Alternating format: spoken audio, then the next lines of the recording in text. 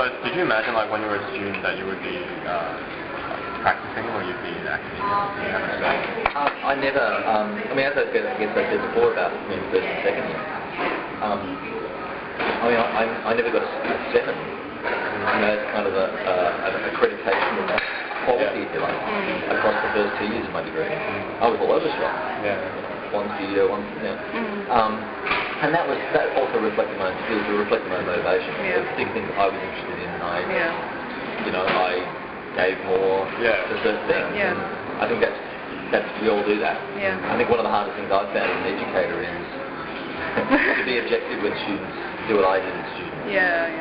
It's very hard to not have a high expectation that everyone will engage at that kind of high level. It's a very hard thing to do. But to get back to your kind of question, what was your question again? Did you imagine as a student that you would be practicing, or? Right. No, I guess I always assumed that I would be practicing. I still do. I mean, that's why we performance practice. Next semester or next year, if I'm here, I'll probably be going part-time to give that practice more. I think it's absolutely fundamentally important. Something that we don't, the institutions don't really support, having this kind of part-time role. Even though they say they do, they don't. Because of the research pressures and workload pressures. Whereas places like the US, it's not just accepted, it's actually the norm. You are fundamentally expected to success. The idea is that it's generated through a studio through your practice and then to allow those to then inform subsequent to have that symbiosis. So academia was something that, to be honest, it was kind of thrust upon me.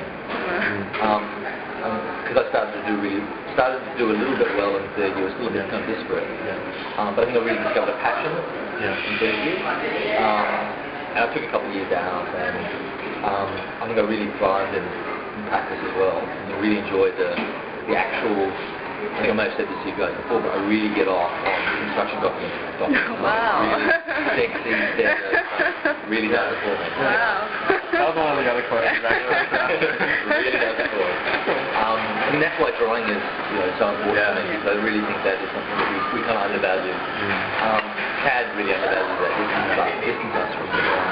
So what I was going to say is that, so when I go back to the 4th and 5th year, and suddenly I started to do well across a whole range of subjects, and started to get kind of awards, and started to get off, and then finally got off this kind of scholarship to a PhD.